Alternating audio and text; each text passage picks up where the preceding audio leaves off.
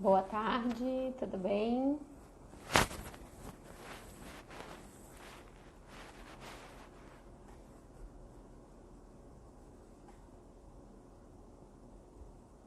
Vou esperar o pessoal entrar aí.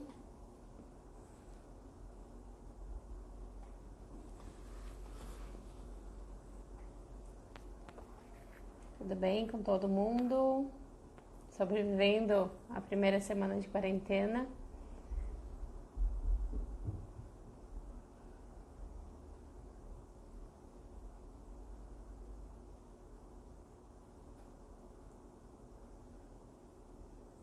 Daqui a pouquinho o Jean já entra, a gente já conecta, tá? O som tá bom? O pessoal que já entrou aí pode me dar um feedback em relação ao microfone. Isso aí, Ana, sobrevivendo. Isso que o Joaquim ainda é pequenininho, tem um de 7 anos em casa para inventar atividade todos os dias.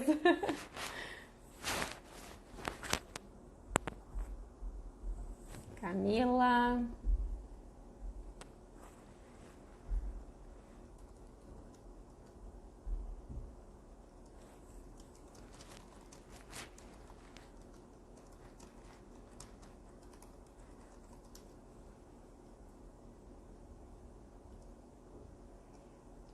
Esperar, isso aí. Jean, tá aí de lá.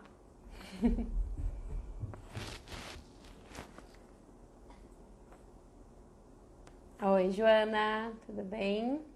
Nosso garotão melhorou?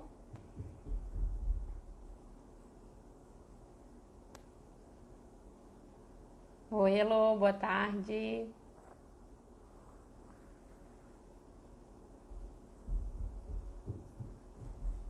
Vou pedir pro Jean entrar aqui, peraí.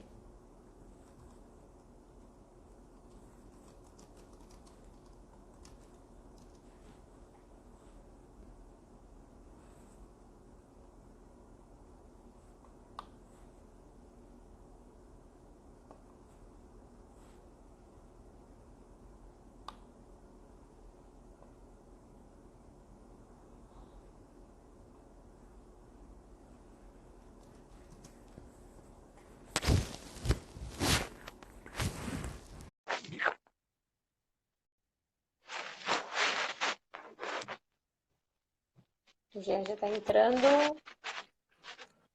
Oi, boa tarde.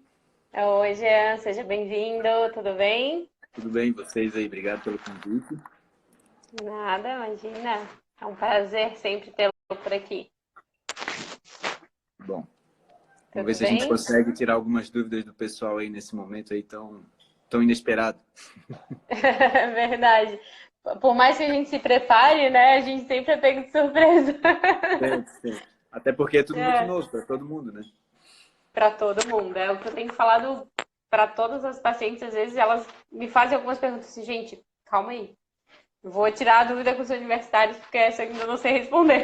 Vamos estudar primeiro. É, exatamente. Eu acho que é uma situação nova para toda a sociedade, né?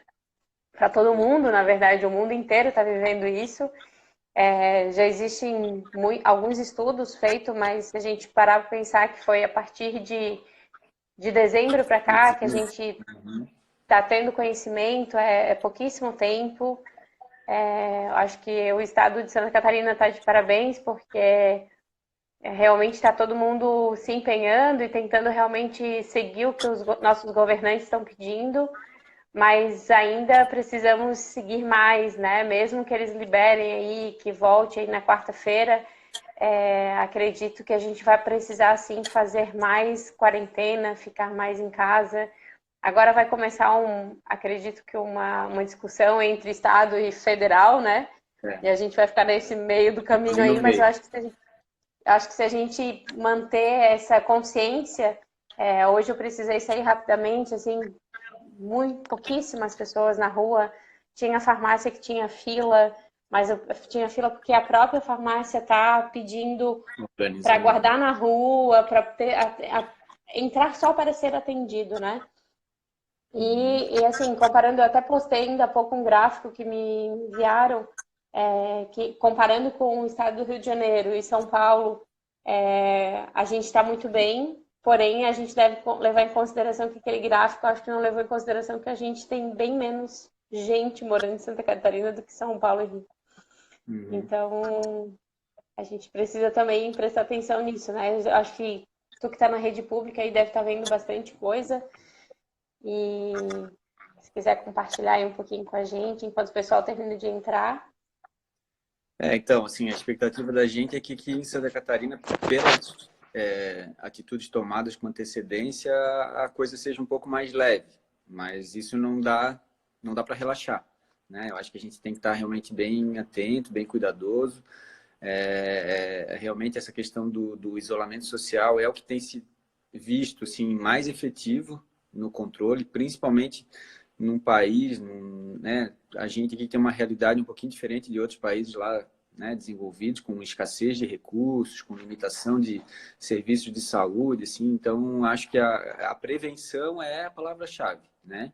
E passa justamente por essa questão do isolamento, né? Isso é bem importante e principalmente cuidar dos nossos idosos, né?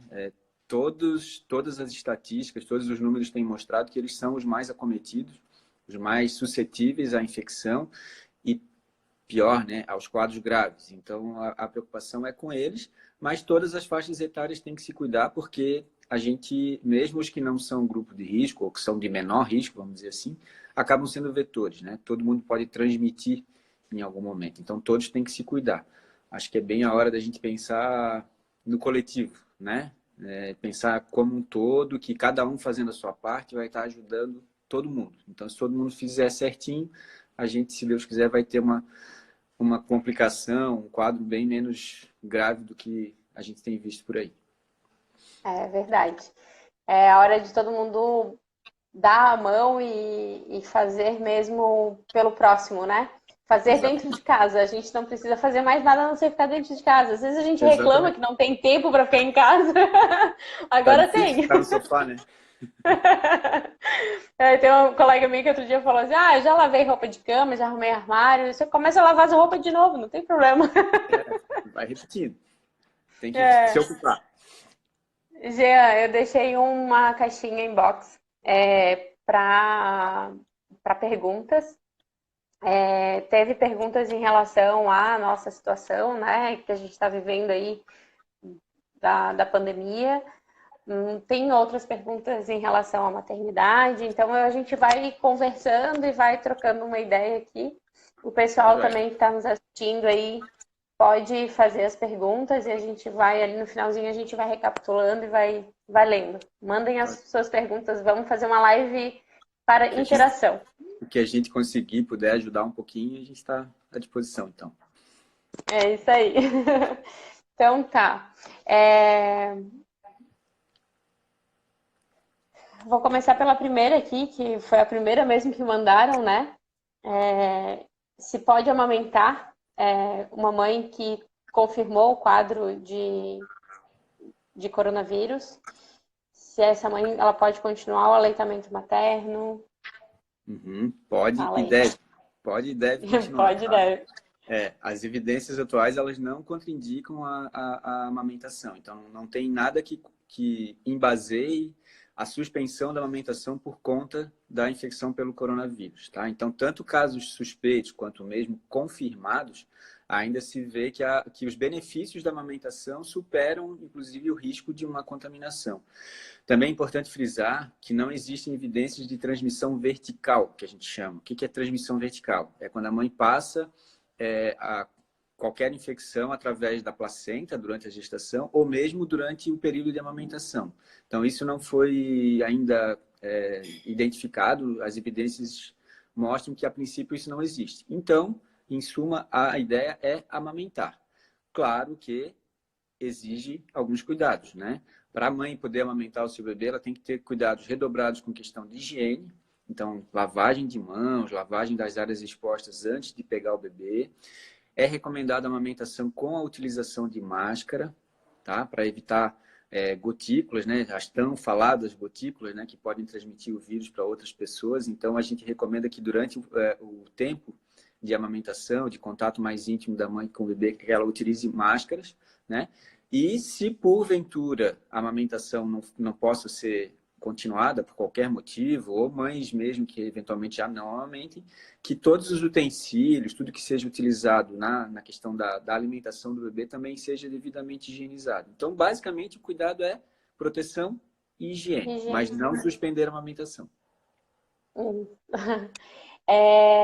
Aproveitando, né, que tu falou da contaminação vertical, tem muitas gestantes que eu estou acompanhando já, que até me mandaram pergunta porque já fecharam 38 semanas, então estão naquela dúvida se esperam mais 2 semanas para entrar em trabalho de parto mesmo, sendo que daqui a 2 semanas a gente está prevendo aí o pico né, dos sintomas, enfim.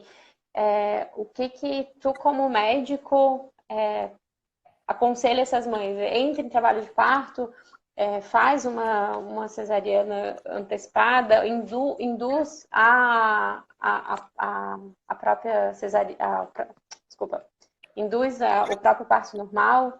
O que vocês estão orientando nesses casos? Nós aqui em Florianópolis, a gente tem o benefício de ser maternidade, né?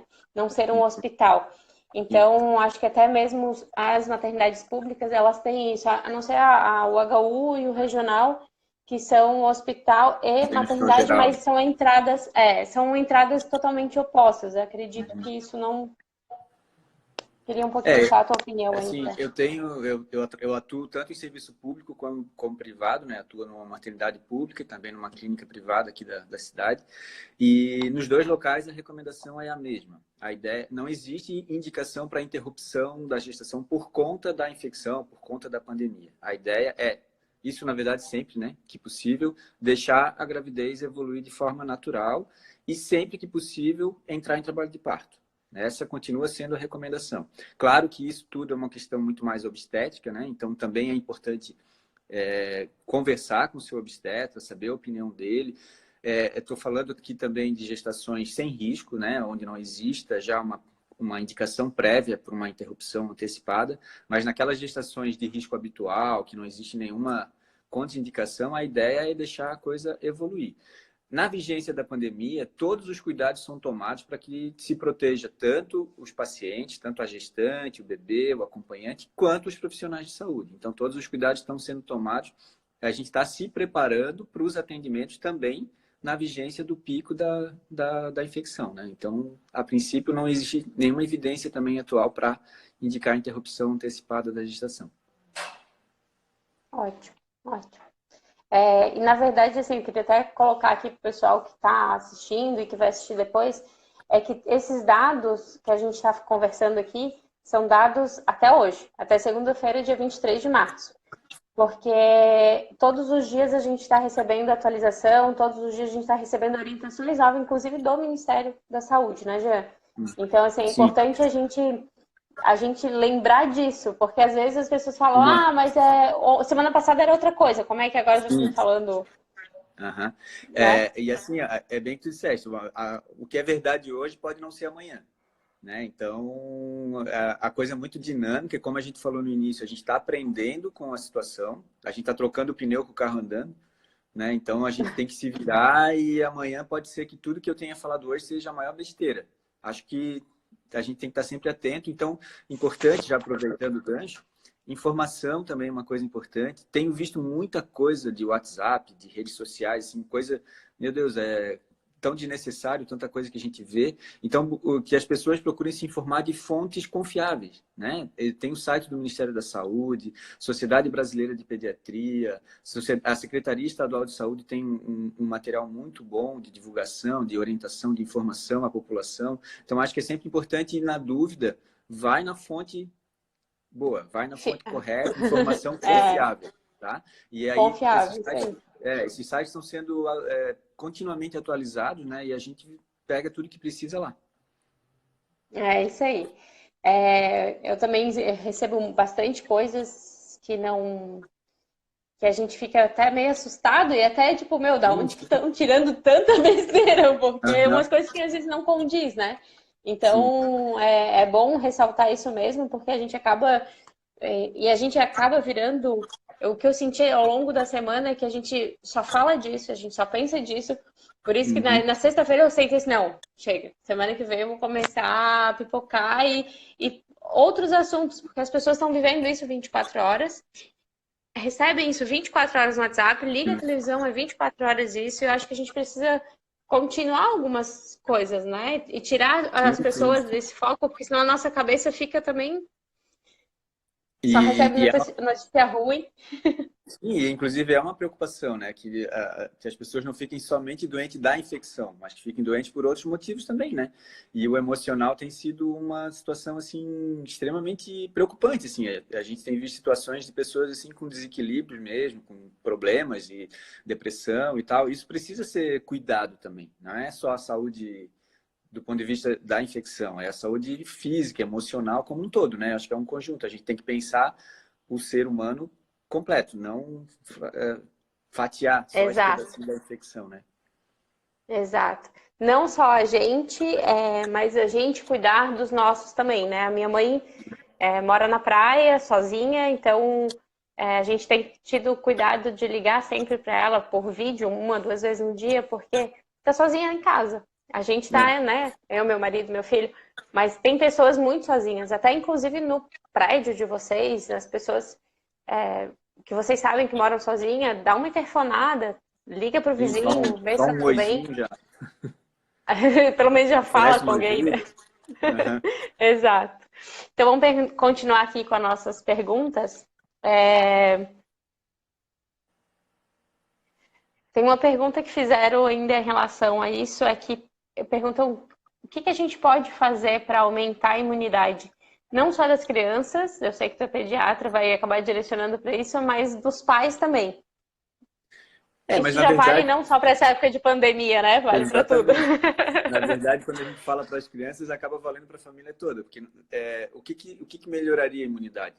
Bons hábitos que a gente deve ter para a vida toda, né? Alimentação saudável, atividade física, tomar bastante líquido, evitar hábitos ruins à saúde, né? Sedentarismo, no caso aí já dos maiorzinhos, álcool, fumo, tudo isso são situações que acabam te debilitando um pouco, né? Então, no geral, assim, então focando mais nas crianças, o principal cuidado realmente é a alimentação, é a atividade física. Daí eu já sei que vai vir uma pergunta daqui a pouco, né? Porque como é que a gente cuida disso trancado em casa?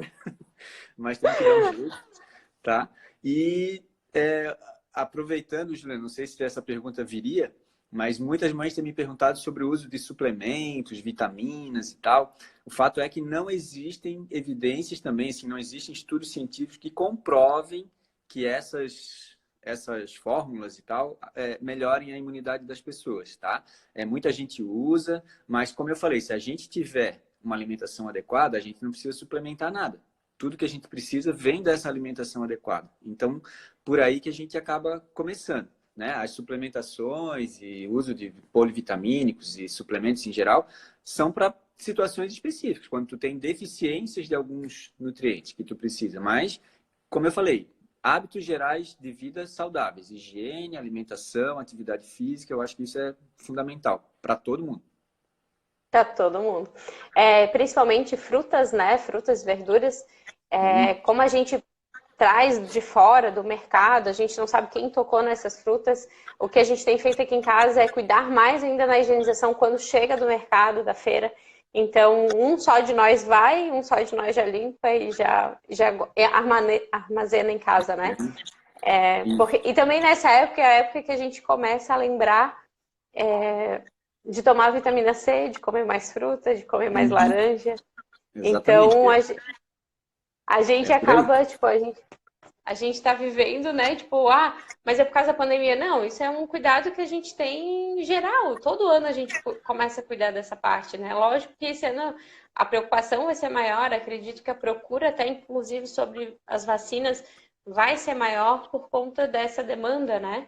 Uhum. Então, eu acho que é um cuidado que a gente deve ter. Uma das perguntas é sobre a vacinação. Muitas mães eu já vi até que já perguntaram aqui também se a gente deve correr o risco de sair de casa e fazer a vacina no posto, para quem depende do SUS, né? Ou ir até alguma clínica para fazer essas vacinações. Aqui em Florianópolis hoje é feriado. mas a partir de amanhã a vacinação no posto de saúde já está liberado para os idosos e depois vai ser liberado para as crianças. Mas essa pergunta vem rolando nos grupos ali das minhas mães já faz alguns dias. Assim, eu falei, gente, eu vou fazer uma live com o pediatra e ele vai responder isso. Então, assim, o que que tu estás aconselhando para os teus pacientes? Sai de casa para fazer A vacina? a vacinação ou chama alguém ou como é que está sendo a tua conduta? A gente está numa sinuca de bico, porque o ideal é manter a vacinação em dia, sempre, né? Mas nesse momento, eu particularmente penso que a ideia de sair de casa não é uma boa ideia. Então, eu estou sugerindo aos meus pacientes adiar um pouco a vacinação de rotina. Aquelas vacinas do calendário habitual, as vacinas lá do segundo, do quarto, do sexto mês, enfim, aquelas habituais do calendário habitual da criança. A gente está vivendo uma situação específica com relação à vacinação da gripe, né? Como tu disseste, amanhã para nós aqui do Floripa, né? Começa a campanha de vacinação e a recomendação é que todos, principalmente os de grupo de risco, se vacinem, tá? Eu penso que quanto mais a gente puder diminuir a circulação de pessoas, quanto menos gente na rua, melhor.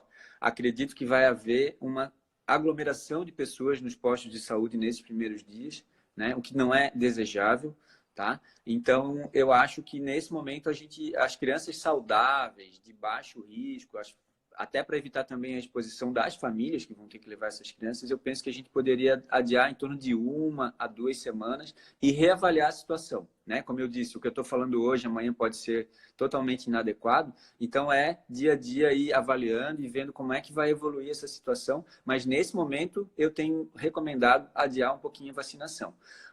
Duas coisinhas importantes frisar. Aqui em Florianópolis, especificamente, pelo que eu li, até dei uma confirmada um pouquinho antes da gente entrar, a vacinação vai iniciar, primeiramente, para profissionais de saúde e eles a rede pública vai estar vacinando a nível domiciliar os idosos acima de 80 anos, se não me engano. E a partir da semana que vem é que eles vão vacinar os idosos a partir de 60. Então, não adianta todo mundo correr para o posto de saúde amanhã e tal. A vacina ela vai ser feita escalonadamente para priorizar as pessoas de maior risco. Outra coisa, quem tiver possibilidade, alguns serviços privados oferecem a vacina domiciliar, a vacinação domiciliar. Nesse caso, respeitando-se os devidos cuidados de proteção, tanto das pessoas a serem vacinadas, quanto dos profissionais de saúde, né? Desde que esteja tudo devidamente higienizado, todo mundo paramentado, eu não vejo problema, daí no caso de fazer esse procedimento a nível domiciliar. Então, quem tiver essa possibilidade, aí sim poderia estar fazendo a opção por esse procedimento, então. Show, ótimo. Eu acho que tem muita gente que vai até optar mesmo em fazer esse no privado, né? Quem tem a condição de buscar esse serviço. Muitas mães acabam classificando, né? Algumas vacinas a gente faz no posto, outras não. Então, acho que é uma boa saída mesmo. Até acredito que as clínicas vão estar orientadas aí de forma preventiva, né? A gente que trabalha com atendimento domiciliar, a gente já tem tomado algum certo cuidado já há muito tempo e agora mais do que nunca, Mais ainda. a gente está entrando dentro da casa dos outros, né? E a gente não quer levar nenhum bichinho lá para dentro, então a gente tem que cuidar mesmo, assim, e cuidar da nossa saúde também. Isso faz parte da gente. Para a gente poder cuidar dos outros, a gente tem que cuidar da gente. Tá bem. Eu acho que é bem importante sempre, assim, no caso particular das crianças, a referência do seu pediatra, né? Acho que essa é a minha opinião. Pode ser que não seja de cada um. Eu acho que é importante respeitar isso também e que cada família se reporte ao seu pediatra e veja qual é a orientação específica dele nesse momento. Outra coisa que eu aproveito para frisar, assim, tenho visto alguns pacientes que a gente acompanha que às vezes relaxam um pouquinho, não fazem as vacinas quando precisam e tal, e agora tem um monte de gente apavorada porque está com vacina atrasada e tal. Então, assim, gente, um pouquinho de cuidado, um pouquinho de zelo, não deixar atrasar demais as cadernetas de saúde dos bebês, para a gente, nessas situações, não estar agora no desespero, né? Se a gente mantiver o calendário vacinal atualizado, né? Eu sei que tem muita gente que está querendo fazer vacina de rotina, mas tem muita gente também que deixou passar um pouquinho e agora está correndo atrás. Então, vamos tentar, depois que passar toda essa situação, deixar tudo em ordem, tudo em dia para não ter problema. Deixar tudo bem redondinho, né? Exatamente. É que quando bate o desespero, a gente corre, né, Jean? Normal, normal. Faz parte. Mas só para Normal. dar um toque. Certo. Jean, uma outra pergunta também em relação a essa situação toda é que a gente já entendeu que não é para a gente procurar um pronto atendimento, agora em relação às crianças, né? Se meu filho começa a ter alguns sintomas, até onde eu posso ficar em casa e quando que é o alerta que eu tenho que procurar o pronto atendimento? Uhum. Bom, lembrando que a infecção pelo coronavírus é uma infecção respiratória e vai, obviamente, provocar, na maioria das vezes, sintomas respiratórios, como se fosse uma gripe, certo? Então, sintomas leves, tosse, coriza, secreção nasal, e a criança está em bom estado geral, não exigem que se procure um pronto atendimento, né? Mesmo na presença de febre, tem se falado muito em febre, tá? Febre controlável, o que é uma febre controlável? É aquela que a gente medica a temperatura baixa, que tu tens um bom período, mínimo 5, 6 horas de controle adequado da temperatura e principalmente, eu sempre friso isso para os meus pacientes, uma coisa que a gente tem sempre que avaliar é o estado geral da criança. É natural que a criança, no pico de febre, fique um pouco prostrado, um pouco desanimadinha, fica meio caidinha. Mas assim que a temperatura baixou, tirou com a mão, já está aprontando, já está rolando, já está brincando. Então, isso é um sinal positivo. Quando a gente observa que a febre é de difícil controle, a gente medica e não cede a temperatura, a criança fica prostrada mesmo quando não está febril, aí sim é que eu acho que a gente deve, então, procurar um pronto atendimento. Outros sinais de alerta. Já falei, né, do estado geral, então prostração importante é um sinal de alerta. E outro sinal que tem sido relatado aí nos episódios de infecção mais grave é dificuldade respiratória, falta de ar. Então, se a criança tiver com dificuldade respiratória e tal, isso é sempre interessante aí ser avaliada pelo serviço médico. Como eu falei, assim, quem tiver possibilidade, eu acho que sempre é interessante trocar uma ideia com o seu pediatra. Nesse momento que as consultas eletivas estão um pouco restritas, a gente acaba fazendo muito mais atendimento online, atendimento via WhatsApp, telefônico e tal. E eu acho que é sempre interessante, se puder, trocar uma ideia e o pediatra vai fazer a orientação adequada. E lembrando que 80% das crianças têm quadros leves.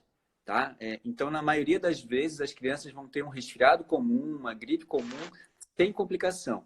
Tá? Então, na maioria das vezes, a gente não vai precisar se preocupar. O que a gente tem que cuidar, nesse caso, é com o isolamento da criança, com os cuidados de higiene, que daí tem que ser ainda mais intenso. Se é que dá para dizer, né? Porque a gente já tem que estar fazendo tudo. Mas, vamos falar assim, daí tem que ser muito mais intenso e cuidar, mais uma vez, com o contato com idosos. A criança, apesar de ter quadros leves, e até alguns falarem que criança é baixo risco, mas ela é um vetor super importante. É um vetor de transmissão. Então, ela transmite para outros adultos e principalmente para idosos. Então, por isso que as crianças merecem uma atenção especial. Criança também pode ter infecção, só que, por enquanto, os quadros têm sido, graças a Deus, mais leves. Na verdade, foram poucos casos, né? Tanto crianças quanto gestantes. A gente não tem muitos dados dos países Sim. lá de fora que tiveram. Então, a gente também não sabe se realmente foram pouco. Tipo, a Itália. A Itália, a gente sabe que é um país que é população mais idosa. Então, E a Itália está vivendo uma situação bem atípica, né? Assim, não se sabe por quê, exato. mas lá a coisa estourou desenfreadamente, assim, então não se sabe exatamente o que deu lá. Quer dizer, até tem gente que sabe, mas E não dá pode para ter sido até por conta disso mesmo, a faixa etária, né, das pessoas, a população tem essa característica. Então, nada mais é do que a gente continuar os nossos cuidados. A Luísa perguntou Só aqui, para complementar rapidinho, Ju, na sexta-feira saiu um trabalho da China, numa revista científica de medicina, sexta-feira, dia 20, né? na Saiu um Lancet, né? trabalho recente agora, eles durante 30 dias eles testaram várias crianças lá na China, lá em Wuhan, foram testadas quase 1.400 crianças. Dessas 1.400, 170 e poucas, agora não lembro exatamente o número, foram positivas para o coronavírus. E dessas 170, só 3 precisaram de internação. E nenhuma teve complicações maiores, assim, nenhum óbito, nem nada. Então, assim, mesmo lá no olho do furacão, as crianças tiveram uma evolução boa. Existem relatos de casos graves em crianças, existe relato de mortes em outros locais, tá? Não estou dizendo que não existe aqui, mas assim, que a gente saiba, são crianças que já tinham doenças pré-existentes, já tinham alguma doença grave, alguma comorbidade que a gente chama, que daí no caso levou a uma complicação maior. Mas assim, graças a Deus as nossas crianças têm evoluído bem. Espero que elas continuem assim por aqui também. Exatamente. A Luísa perguntou aqui, no caso de crianças que têm bronquite, como que o coronavírus pode reagir para elas, né? Já vou até melhorar essa pergunta aí, não só para bronquite, mas para problemas respiratórios em geral, para quem tem essa propensão, né? Então, o que que tu tá orientando as mães que têm... Ju, a orientação é a mesma. Claro que crianças com problemas respiratórios, asma, bronquite, dermatite, as próprias atopias, que a gente chama dermatite atópica e bronquite alérgica, enfim, essas crianças têm uma predisposição a ter mais infecções respiratórias no geral, né? Quando chega o inverno, a mãe daquela criança que tem bronquite já começa a se arrepiar. Então, da mesma forma, né, na presença do coronavírus, eu acho que os cuidados são os mesmos e a gente tem que encarar essa criança como uma criança de repente, um risco um pouco a mais. Mas não precisa nenhum tipo de apavoro, nenhum tipo de desespero. As orientações são as mesmas, tá? Então, as crianças têm que seguir a recomendação da higienização, da proteção, do isolamento, dos cuidados em geral, boa alimentação, aquilo tudo que a gente já comentou antes, tá? Então, aumenta um pouco o risco, sim, não vou negar, porque eles têm esse risco maior de doença respiratória. Mas é uma coisa geral, né? Para a doença de base que eles têm. Não seria uma população, por exemplo, como os idosos, né? Eles são, digamos, um risco intermediário. Um risco maior, né? Risco maior. Eu como mãe de uma criança que teve bronquite muito tempo, posso dizer que o vento sul estava lá no Rio Grande do Sul e eu já estava em pânico aqui. Bem isso. A Juliana perguntou aqui se ela deve se afastar do bebê de 7 meses por causa do corona, porque ela trabalha na emergência do regional. Profissional de saúde, né? A bandinha do Titanic. Então, assim, ó, é uma situação bem delicada, que exige cuidados mesmo, tá? Mas, assim, até onde a gente tem recebido de orientação, e eu também, enquanto profissional de saúde, o que a gente tem falado é que, assim, pessoas assintomáticas, ou seja, que não tenham nenhum sintoma, elas não precisam ter isolamento dos familiares e tal. O que se recomenda é a proteção adequada durante o período de trabalho, então tem que se usar todos os equipamentos de proteção individual recomendados. Isso está muito claro em qualquer nota técnica, em qualquer normativa do Ministério da Saúde e dos próprios serviços. Lá no Hospital Regional eles devem já ter estabelecido um protocolo de cuidados e tal, tá? Então, tendo os devidos cuidados durante o seu período de trabalho e também os cuidados ao voltar para casa, de higiene adequada e tal, a princípio não existe necessidade de afastamento da mãe, do filho, principalmente se ela amamenta. Daí mesmo é que ela tem que passar anticorpos para ele pela amamentação. É isso aí. Tem uma outra pergunta aqui. Deixa eu abrir aqui as perguntas. Consultas mensais né, dos bebês, como proceder e as vacinas. As vacinas a gente já falou. Quem entrou depois, eu recomendo, eu vou deixar a live salva. Então, só voltar lá no início lá da live que a gente já comentou sobre as vacinas. Mas as tuas consultas, Jean, como que tu tá procedendo? Tu tá atendendo a domicílio? Como é que a gente vai fazer, né? Porque, na verdade, a gente está vivendo... eu digo que é semana a semana, dia a dia, semana a semana, e programação, assim, bem curtíssima. A princípio, a gente iria ficar parado 7 dias e com retorno. Porém, a gente já sabe que a gente provavelmente vai estender isso. Se estende um pouco mais, né? Bom, atendendo à determinação do decreto do governo do estado e atendendo também uma recomendação do Conselho Regional de Medicina, as consultas eletivas, aquelas consultas de rotina, foram suspensas desde a semana passada e lá na nosso local de atendimento a gente vai fazer isso até a próxima sexta-feira. Então, até sexta-feira os atendimentos eletivos estão suspensos, tá? E na medida de alguma necessidade, e aí já foge da questão de ser eletivo, alguma consulta mais de urgência, por intercorrência, a gente tem realizado, assim, mas tem sido poucas. A gente tem sugerido que, na medida do possível mesmo, os pais tentem ficar mais em casa, aguardem mais a evolução dos quadros, que muitos deles acabam tendo uma resolução boa, tá? E a questão dos atendimentos domiciliares, assim, às vezes uma outra criança que necessita uma avaliação que não possa esperar um pouco, que precise, por exemplo, uma criança que precise controle de peso, controle de alguma situação de saúde, eventualmente a gente tem realizado alguns atendimentos domiciliares também. Mas, como eu falei inicialmente, a princípio, atendendo o decreto e pela própria recomendação do Conselho Regional de Medicina, os atendimentos eletivos devem ser suspensos até segunda ordem. Durante a semana a gente deve ter um novo posicionamento a respeito disso. E a gente também, como mãe, a gente consegue avaliar, né? Tá tudo bem, o bebê tá fazendo, né? Eu vou falar aí dos primeiros 6 meses, que é o nosso foco, que a gente vai mais ao pediatra, né? A gente vai pelo menos uma vez no mês, a gente leva o bebê no pediatra. Se eles estão bem, acho que a gente não precisa ficar com essa preocupação de expor o risco. Entra em contato com o seu pediatra e pergunta, fala, olha, eu tinha consulta agora, diante de toda a situação, como é que você está fazendo? Porque cada pediatra, cada médico vai ter a sua conduta, acredito que até eles mesmos vão acabar mandando um e-mail ou até uma mensagem por algum aplicativo para estar coordenando isso, né? O que eu converso com as minhas mães tá tudo bem? Ele tá bem? Qual é a necessidade da gente ir? Vamos conversar com o pediatra, quem sabe a gente, esse é de 2 meses, vai fazer lá com 2 meses e meio, 3 meses. Talvez não vá fazer muita diferença nesse momento. Uhum. Principalmente, como eu falei, quando é um acompanhamento de baixo risco, uma criança bem saudável, que seja só para realmente consulta de rotina, nesse momento, essas consultas podem esperar um pouquinho.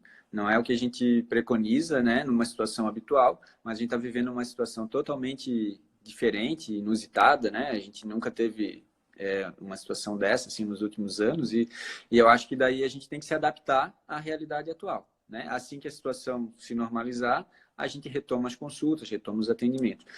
Uma coisa também que está sendo feita, eu particularmente confesso que não fiz até o momento, o Conselho Federal de Medicina liberou os atendimentos por meio eletrônico, né? Por videochamada, por aqui que nem a gente está fazendo aqui e tal. Então, às vezes, para uma orientação, para tirar alguma dúvida das famílias, isso pode ser feito. Então, também, de novo, entre em contato com o seu pediatra e veja se isso é possível, se isso é necessário realmente, né? Então, dá para fazer dessa forma também. Porque a gente acaba avaliando caso a caso, né? Às vezes não tem uma necessidade mesmo do contato físico nesse momento que a gente está vivendo. Depois que passar isso tudo vai voltar ao normal. Todo mundo vai nas consultas e devem ir nas consultas, devem fazer as vacinas no dia. Com certeza, vai passar tudo, vai tudo. Daqui a pouco tá todo mundo na rua, se Deus quiser. Exatamente. Estamos quase, na verdade, já passamos, já tá 16h36 já. Tem mais uma pergunta em relação. Passa rápido. Uhum. Tem mais uma pergunta em relação à pandemia, e daí depois eu vou entrar nas outras perguntas aí que não tem, que não está linkada com isso, né? São dúvidas convencionais. Verdade. A mãe perguntou se tem alguma orientação especial, específica para crianças que têm TDAH, nesse momento em que a gente está vivendo uma quarentena e que essas crianças acabam, querendo ou não, em algum momento, eu como mãe de uma criança de 7 anos, eu posso falar isso, que em algum momento a gente tem que ceder. O Dani é uma criança que eu não libero televisão, tela, durante a semana. Mas Muito bem. nesse momento, todos os dias um pouquinho ele vai. Depois de fazer a tarefa, depois de arrumar o quarto, a gente acaba liberando. Mas tem alguma sugestão e alguma dica em especial para as mães de crianças com TDAH? Sendo, a gente também deve levar em consideração que essas crianças também não estão fazendo nenhuma atividade física, que ajuda muito nesse controle. Então, o que tu tá recomendando aí para os teus pacientes? Bom, acho que eu não vou falar nenhuma novidade, ela já sabe melhor do que eu, mas é tentar distrair isso das crianças de alguma forma, né? Primeiro, assim, a questão dos eletrônicos, agora acaba sendo um aliado, digamos assim, ruim, mas é um aliado. Mas eu acho que é importante estabelecer uma rotina, estabelecer regras para a utilização, tempo, momento adequado, não deixar assim totalmente flexível, Livre. de acordo com a vontade da criança. Assim. Então, acho que essa é uma primeira recomendação. No restante, sim, tentar, mesmo na quarentena, estabelecer uma rotina de atividades, leitura, jogos, brincadeiras, incluir a criança nas atividades diárias da família. Com Ótimo. todo cuidado, né? Mas, sei lá, vamos preparar vamos cozinhar, vamos limpar as frutas, vamos guardar as compras que chegaram com higiene adequada, com cuidados adequados e tal, mas sempre lembrando isso. Enfim, eu acho que jogos pedagógicos, se tiver um cantinho aí da casa, do apartamento, da sacada, que a gente possa fazer uma brincadeira que bote a criança para se movimentar, alguma coisa, então tem que usar a criatividade. Né? É difícil, mas não foge muito do que aquilo que a gente já tem que fazer com eles no dia a dia mesmo, né? Só que No agora num dia a espaço dia. menor. Na verdade, a gente tá vivendo, assim, é uma questão bem complicada, assim, que no colégio do meu filho rolou até, tipo, uma discussão. Nossa, a gente não tá nem 7 dias com eles dentro de casa e a gente já tá, assim, desesperadamente por atividades. Na Parece que já verdade, é o que tu 40 falou, dias. assim, 40 dias. Na verdade, assim, a gente precisa bolar mesmo, né? Estratégias diferentes, incluir eles na rotina que às vezes a gente tenta poupar, porque é atividade Uhum. nossa, mas às vezes convidar eles para participar. E É, se incluir nas atividades deles também, né? Sentar também com é eles, importante. brincar com eles, brincadeiras, no caso aqui do TDAH, dependendo da idade, jogos de encaixe, jogos de memória, eles gostam disso. E eles gostam Sim, muito mais quando a gente senta sim. junto e faz junto. Exatamente. Vão gostar mais ainda porque os pais vão estar juntos, exatamente. Exatamente. Então tá, Jean. Vou falar agora um pouquinho de outras questões aqui que me perguntaram em relação à amamentação. Tem duas perguntas bem pontuais aqui, falando, né, que o bebê dela já tem 11 meses e ela fica longe dele 7 horas porque ela voltou a trabalhar. E se ela ainda precisa ordenhar esse leite para deixar para ela, para bebê dela, ou só essa alimentação que ela já fez, essa introdução alimentar, já supre. Olha, assim, ó, dependendo da situação da alimentação da criança, dá para suprir somente com alimentação complementar durante o período que ela está fora. Se houver necessidade de oferta de leite na ausência da mãe, o leite materno, na medida do possível, é sempre a primeira opção. Eu vejo que ainda mesmo, até com 11 meses, ainda é o melhor tipo de leite, talvez o único tipo de leite que satisfaça as necessidades da criança. Então, se ela puder ordenhar, é bem interessante, é bem válido, e, do ponto de vista nutricional, imunológico, emocional, é super importante. Além do mais, a ordenha também vai funcionar como um estímulo para que ela mantenha a produção de leite. Né? Se ela ficar muitas horas sem amamentar o bebê e também sem ordenhar o bebê, a produção de leite vai diminuir. E aí é possível que ela não tenha leite nem para o período em que ela estiver com a criança. Então ela mata dois coelhos com uma pedrada só. Né? Ela estimula a produção, continua estimulando e deixa o melhor leite que existe para dar para o seu bebê quando ela não estiver com ele. Lembrando que ele vai estar se alimentando também, então ele vai Sim, fazer as duas alimentações, né? E a exatamente. gente às vezes até pode preparar algum tipo de comida, acho que daí a gente entra mais na parte da nutrição, né? Mas com o próprio leite. A Sim, nutricionista que trabalha comigo, ela sempre dá a sugestão de fazer um mingau com leite materno, deixar e fazer. Então, esse leite ele não vai ser só tomado, mas também pode ser ingerido na alimentação. Com certeza. Essa é uma pergunta que elas me fazem bastante, então eu vou deixar tu responder. E tu não responde, então? Não, vou deixar tu responder. Depois que ela voltou ao trabalho, a criança mama menos, né, durante o dia, até porque tá mais longe, mas daí ela começou a mamar mais à noite. Ela busca mais a mãe na madrugada. Tens alguma orientação diferente para que ela possa amenizar isso? Difícil, hein? Essa sacanagem. É uma situação que a gente vê muito, né? Parece que eles querem Muito. compensar a falta da mãe durante o dia, Exato. exigindo um pouco mais durante a noite, né? Isso é natural, é esperado. Eu sei que é muito ruim, às vezes, para a mãe, que já trabalhou o dia inteiro e aí, às vezes, fica amamentando o tempo todo. O que eu, em geral, sugiro às mães é que elas procurem devagarinho e condicionando o sono do bebê, tentar estender um pouco mais os intervalos entre as mamadas, principalmente na madrugada, né? Procurar fazer mamadas bem frequentes antes do período de dormir. Então, assim que ela chega do trabalho, até a hora de se recolher mesmo, até a última mamada da noite, procurar fazer mamadas bem intensas e tal. E eu sempre falo para as mães a questão da qualidade do contato, né? Pô, trabalhou o dia inteiro, chega em casa, é o bebê. É o bebê, é o bebê. Eu sei que tem outros afazeres, é difícil de conciliar, né? A vida de mãe, de trabalhadora, de dona de casa, enfim. Mas, assim, a prioridade nessa situação tem que ser a criança. E a criança se sente realmente dona daquilo ali, quer e eles exigem, mas com um pouquinho de paciência, de persistência, a gente consegue ir organizando novamente. Não é de um dia para o outro, tem que ter, como eu falei, bastante persistência mesmo. Aos pouquinhos eles vão, de novo, adquirindo um ritmo, um condicionamento que permita períodos de sono maior. Não é para deixar de amamentar, hein? É para continuar. É difícil, mas tem que Sim, manter. até porque o que o Ministério da Saúde nos orienta, a Sociedade Pediátrica também, é que a gente deve prolongar aí até os 2 anos ou Os mais, dois de anos, no acordo mínimo. com. Uhum. Já aproveito para te responder, Gisele, que tu acabou de perguntar isso. Então, assim, o desmame, ele deve acontecer de forma gradual e, né, de acordo com a criança, nada muito abrupto. Eu falo que é gentil e gradual. Eu E digo, eu tentar digo que prolongar. eu digo que é natural.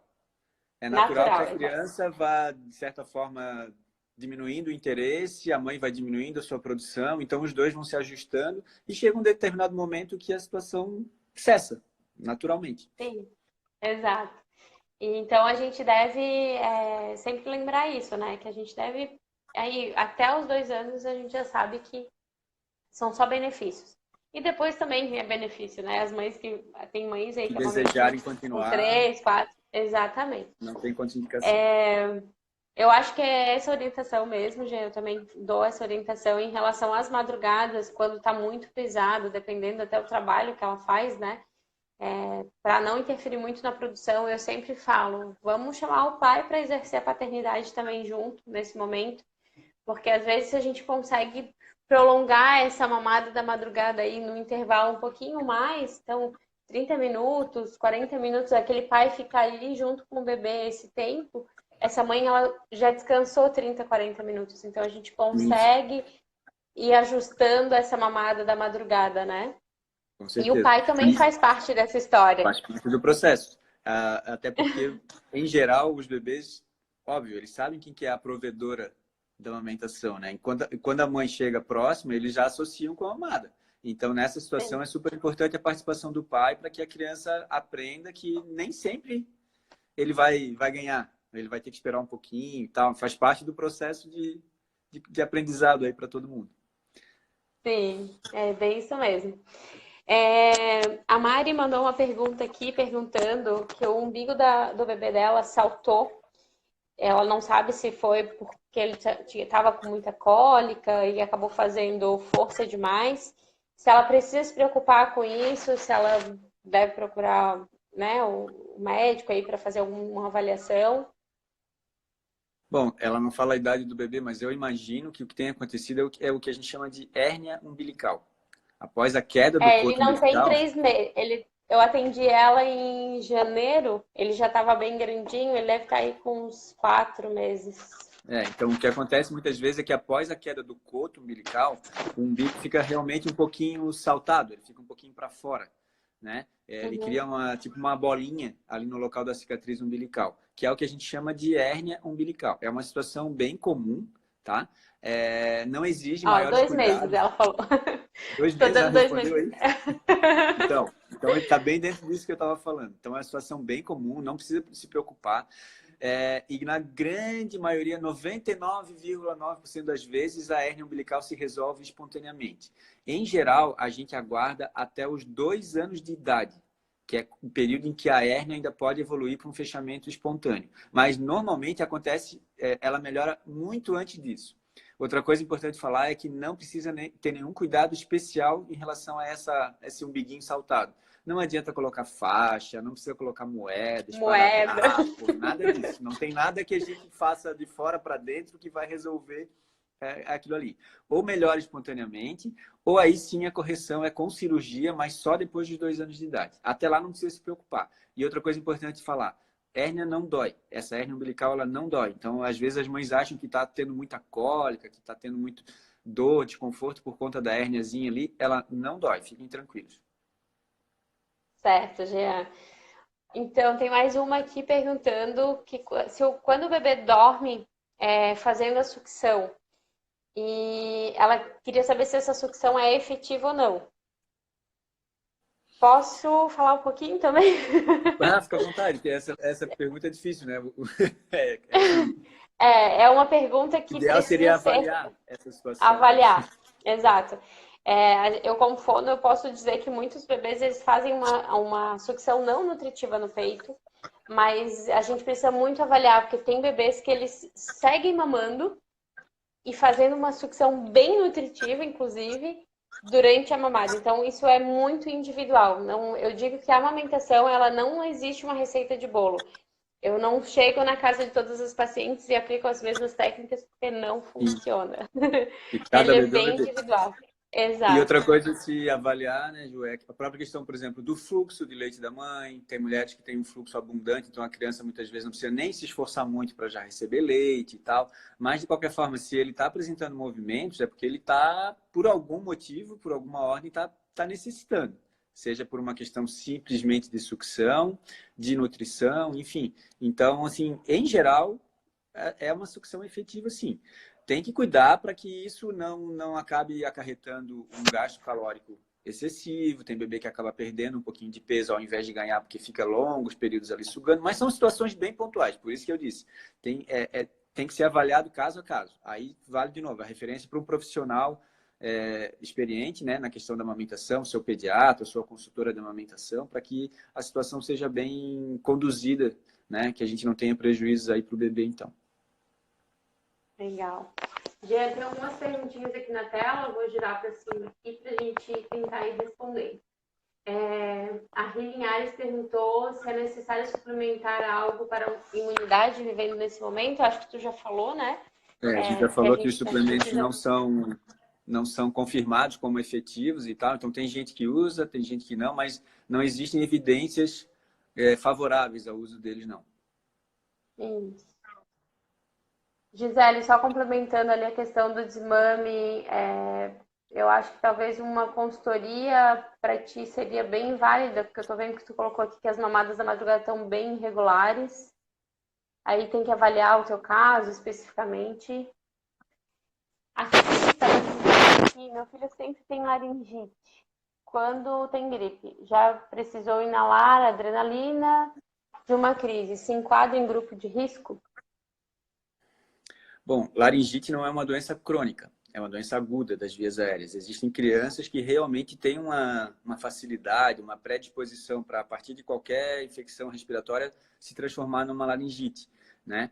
Então, assim, como eu falei, não é uma situação crônica, não entraria naquele quadro de pessoas com doença crônica, mas se é uma situação frequente, principalmente se ela evolui para uma certa gravidade, talvez eu encarasse com um pouco mais de cuidado, assim, mas não entra especificamente no quadro das crianças de maior risco, não. É aquela mesma orientação que eu fiz para os mais crônicozinhos. Eles têm um risco aumentado, né, que exigem cuidados mesmo, de afastamento, de isolamento, de higiene, né, como os outros. Se ela já sabe que o filho dela tem essa predisposição, eu penso que a gente deva se esmerar nos cuidados como um todo para ele, então. Cuidar mais ainda, né? Mais ainda. E na verdade, ontem, até na live de ontem, eu comentei assim que a gente está chegando no momento em que a gente não deve só se preocupar com o grupo de risco. Lógico que essas pessoas, né, os idosos, enfim, as pessoas que realmente participam do grupo de risco, elas devem ter um cuidado mais do que especial. Mas a gente está vivendo um momento em que toda a sociedade está em risco. Né? Eu acho que o último estudo que saiu falou que 80% da população iria pegar. Sim. Então, eu acho que, olhando no geral, todo mundo é risco. Está todo mundo no mesmo barco, né? Tá todo mundo no mesmo barco. Não tem, como diz a mãe de uma paciente minha, não tem pobre, não tem rico, não tem. Exatamente, não faz Não tem, distinção. mora na praia, não mora na praia, faz exercício físico. Não faz. Não tem diferença. Nesse momento, eu acho que é o momento e quando a gente da fala na gente história ter conscientização mesmo, né? Exatamente, assim, é quando a gente fala na história do coletivo, né? Então, quanto mais a gente puder dificultar a circulação do vírus, porque, assim, infelizmente, ele vai se propagar um pouco mais, né? Ele vai atingir uma faixa relativamente grande da população. O que a gente quer é que essa propagação seja mais lenta, que a gente não sobrecarregue os serviços de saúde, que a gente tenha menos pessoas de alto risco contaminadas, né? Então, quanto mais a gente evitar que esse vírus chegue lá nas faixas etárias mais altas, menos chance de ter doença grave e tal. Então, a gente quer que a coisa seja o mais leve possível dentro desse cenário um pouco de tanta apreensão que a gente vive atualmente, né? Então, tentar transformar a coisa fazê-la de uma forma mais amena, e aí isso implica em todos participarem dos cuidados, né? Não dá para achar que é brincadeira, que não é isso tudo, que estão exagerando. Não. Tem que se cuidar mesmo, tá? E aí, mais uma vez, eu falei lá no começo, né? Pensando sempre na questão do coletivo, né? Se um se cuida, você já deve ter recebido nas redes sociais aquela brincadeirinha dos palitinhos de fósforo e tal, né? Se um palito de fósforo não queima, ele protege todos os outros daquela corrente para frente. É mais ou menos isso que está acontecendo, né? Então, se uma pessoa se cuida, ela evita de que pelo menos 4 a 5 se contaminem também, né? Já está bem estabelecido que uma pessoa infectada consegue transmitir para no mínimo 4 a 5 pessoas. E aí essas 4 a 5 vão para mais 4 a 5. Então é uma progressão exponencial o negócio. Então, se a gente consegue quebrar ciclos dessa progressão, a gente está protegendo um monte de gente, né? Então, todo mundo tem que se cuidar. Exatamente. Todo mundo vai proteger todo mundo, né? Jean, estamos chegando aí no final. Quero muito te agradecer. Sei que o teu tempo aí é precioso, né? Porque tu estás tanto no serviço público quanto no privado. Te tirei aí do feriado da família, pede desculpa aí. Não, tá todo mundo aqui atrás só muito... ouvindo as coisas que eu tô falando. Muito obrigada mesmo. Obrigada por estar na rua por nós. E vamos seguir, né? Um momento em que a gente profissional da saúde, a gente tá muito suscetível, né? Então, se proteja e vamos que vamos. Vamos aí. Tá Então, bom? tá, Ju, obrigado pelo convite, foi legal. Foi a primeira experiência na live aí que eu falei pra ti ontem. Mas foi tranquilo. Olha, gente, foi bem difícil convencer esse homem a me falar, viu? Tá bom. Mas seja bem-vindo no mundo das lives. Eu acho que a live ela serve muito para a gente esclarecer alguns pontos e tirar algumas dúvidas e passar informação. E nesse momento é isso que a gente está buscando. Eu aqui no Amamento, às vezes, eu até fico algum tempo sem fazer, as mães começam a me cobrar, mas é justamente porque eu gosto de trazer temas e não ficar assim todo dia naquele horário. Então é bom de vez em quando a gente fazer dar uma reciclada e conversar mesmo. Tá, Jean? Muito, muito obrigada. Obrigada aí à família do Jean por ter cedido ele uma horinha pra gente. A live vai ficar salva, tá? Lá no Amamenta Floripa vai ficar salvo lá no meu Instagram. Então, quem quiser reassistir, que perdeu ali o início, que a gente falou bastante sobre a pandemia, a gente falou 40 minutos. Então, fica aí o convite para vocês estarem indo lá.